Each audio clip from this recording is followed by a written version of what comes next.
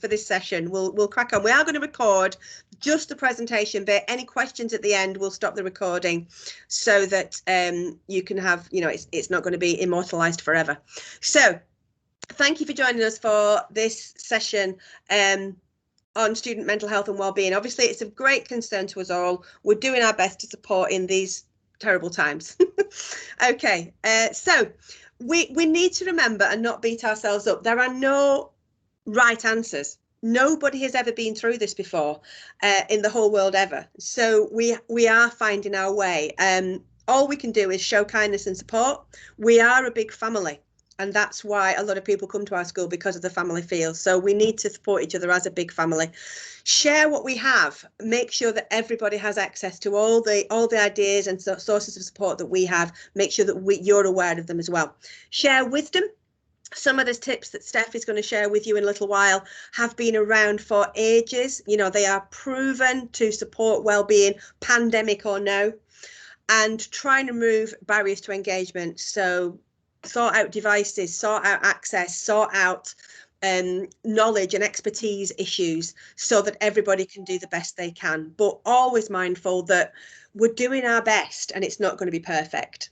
Okay, so my general advice is that we are all individuals and we are all individual families. So no solution is going to work for everybody, and what works one week might not work the next week, and what might work one day might not work the next day. Because we are responsive individuals, we're going to have good days and bad days, and it's about accepting that and responding to that and not beating ourselves up too much. I think balance is good in terms of what students are actually doing. So you look at the bottom where I've got a little pivot. Balance the screen work with the other work with feel good activity. We all need that balance in our life. If we were all just sat on our laptops, 8 hours a day, we'd become headachy, irritable, one-dimensional, and probably thoroughly fed up with life. So try and balance the screen work with the other work and other stuff that makes you feel good. We've got to grab the good at the moment. Social contact is desirable. Some of our students are very involved in texting each other.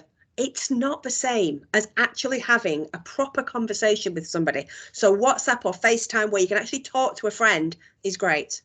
Or we can still walk with a friend, can't we? So find the friend who is going to be really supportive to you. Find the friend who makes you laugh, who makes you feel good about yourself, and get out in the fresh air. We're all missing that face-to-face contact, so take what you can of it, is my advice. Think about what makes you feel good and put some time aside for that as well, if possible. We can't play team sports, but we can still exercise, and that releases those endorphins. It's the body's automatic happy mechanism. So make sure you engage that. The body does make you feel happy if you exercise it. Likewise, doing things for other people makes us feel good. So baking or taking somebody a bunch of flowers round and doing a doorstep drop, that kind of service to others is always going to aid well-being in ourselves as well. So that balance, I think, is critical. If we need extra support, we have a whole range of sources available to us. So on the left-hand side there, online, if you haven't checked out our mental health and wellbeing page on the school website, it is updated all the time. There's loads of stuff on there, loads of links, loads of updated information that we change all the time.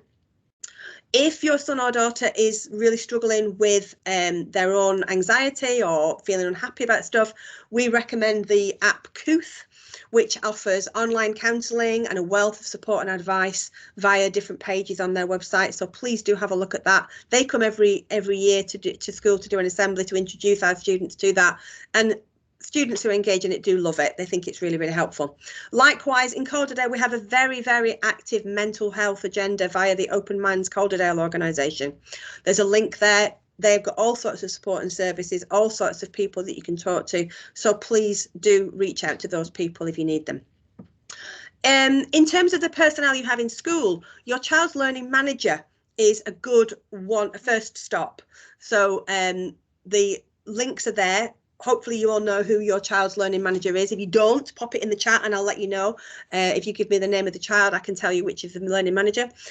We also have the safeguarding team. I'm the DSL, the designated safeguard lead, and Wells, that's my email there. But we also have Mrs. Pickles, Mrs. Rawlinson, Miss Shirt and Miss Cooper. We have a wide safeguarding team in school. So if there are real concerns or real anxieties about anything, please do let us know. We can signpost to other agencies. We've got lots of people we can reach out to. So please don't suffer and please don't worry if we can help with that, alleviating that worry. Likewise, all our staff have been safeguarding trained. It's part of our annual training. So if your son or daughter wants to talk to a particular adult in school, then they can do that. They can contact via email using their school email account and raise that issue, and then that member of staff will do their best to help. They might not be able to give the actual help needed, but if it gets that foot in the door and they can signpost and get that student the support they need, then that would be a good thing. I'm going to hand over to Steph now, who's going to share with you all some excellent top tips about how to aid focus and manage well-being. Over to Steph. Thank you. Thank you. So something that's come back from speaking to students and parents is that people are struggling to focus on their work. So hopefully a few of these techniques might help with that. So first of all, there is the Pomodoro technique, where we break our work down into manageable chunks. So first of all, picking a task and then setting a timer for 25 minutes. Now, you might find that 25 minutes works. It might be too long.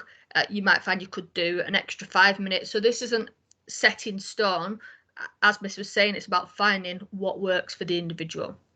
And then getting to work, phones out of sight in a really, really focused way. And then we stop at the end of that and record the progress. I think it's really important that we get that sense of that what we're doing is paying off and should be celebrated. And then take a 5-minute break. Ideally, getting out of the room that you're in, even better, getting outside for 5 minutes of fresh air as a kind of sort of reset, and then getting back to work. Now, this model suggests that you do that 4 times. That might be too much. 2 25-minute chunks, then with a proper break at the end of it, might be the perfect model for your child. It depends, and it probably depends on the age of them as well. But that idea of then stopping for a significant break, and then you probably at that point will be moving on to another subject, I would guess, as well.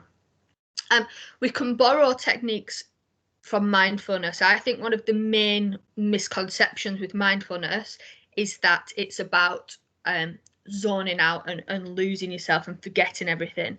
And actually, it's not. I think certainly lots of it is about zoning in.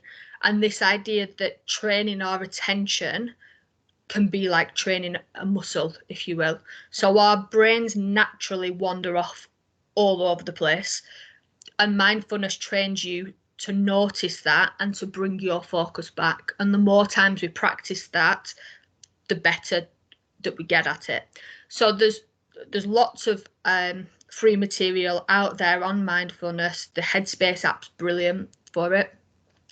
So we can borrow from there some breathing techniques. So there's the 5-7, which is just a simple breathing in for 5 counts and breathing out for 7.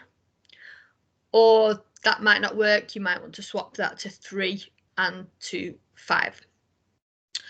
We've got using the hand breathing. So you take your hand and you trace up.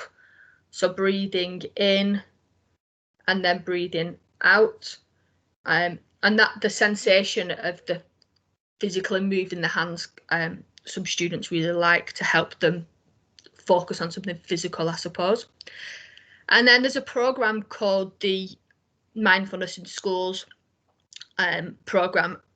It's called the .B, and their sort of signature meditation, if you will, is you sit quite grounded, ideally with your back against a chair, feet on the floor, close your eyes, and first of all just bringing your awareness into the room, any sounds that you can hear, any physical sensations, any thoughts running through your mind, and then dropping your attention down into your feet.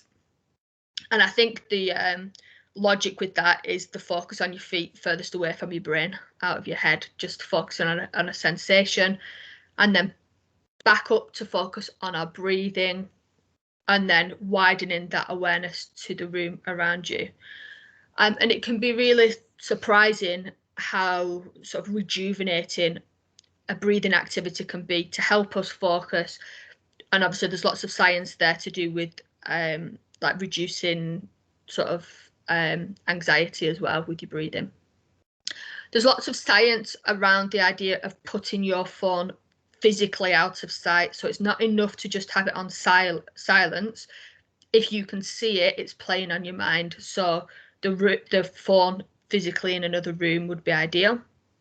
And then I think this is really important for students at the minute, having a clear sense of why am I learning any of this stuff? What is my overall goal? And year 11 students in particular might feel they've lost the way with this a little bit, with the uncertainty of exams. But we know that is not why we come to school. That is not why we are learning. We are learning for ourselves, to improve ourselves, to change the way that we see the world. It's for us. It's not for a set of results. So I think spending a bit of time to think, well, why? What's my next step? What's my goal? Why do I want to learn this information? I watched a fabulous series on Netflix called A Coach's Rules for Life. And Doc Rivers was talking about how he helped his team to win the championships. And he had a spotlight that never went out on the wall to remind the team that that is where their like trophies and things like that will be. So anything you can do, I know lots of successful people talk about having like a vision board, and they could have fun creating this as well, but why they're doing something to keep them on track. Kind of in keeping with the Pomodoros, the 20-20-20. So every 20 minutes, staring out for 20 seconds, at least 20 yards away, to rest our eyes. And then there's a lovely online tool here that creates a filter on your screen. It can help with the glare. It can also be really useful if students are used to having their work printed on a particular colour of paper, or if they use an overlay in class, that it can do that but on the screen for you as well. There's lots of research on the power of gratitude, and Mr. Nalbachek talked about this week in assemblies as well. So getting students in the habit of listing 3 positive things that have happened. We naturally have a negativity bias, which was helped us to survive, but it can be too much sometimes. So to really try and zone in on the good that's happening. So something I did last lockdown was I found an app that was free called 1 Second a Day, where I just uploaded either pictures or short videos.